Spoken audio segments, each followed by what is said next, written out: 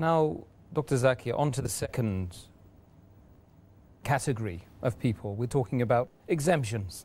Can you list or mention all of the different categories of people that are exempted from fasting during the month of Ramadan? There are, in total, according to me, 13 categories of people who are exempted from fasting.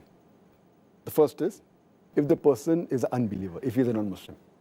Number two, if he or she is a minor. Number three, if the person is insane. Number four, if it's a lady and she is menstruating, she need not fast. Number five, if she has her postnatal bleeding, she's exempted from fasting. Number six, if she's pregnant, then she's exempted. Number seven, if she's breastfeeding, she's exempted.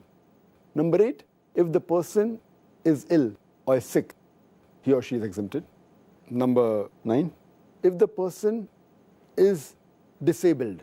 Number 10, that if the person is very elderly, has reached a very old age. Number 11, if the person is traveling.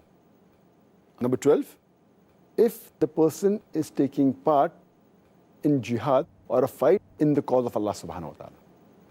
And number 13, under compulsion. Under compulsion, if someone forces and if the person doesn't fast, he or she is exempted. These are, in short, the 13 categories in which a person is exempted.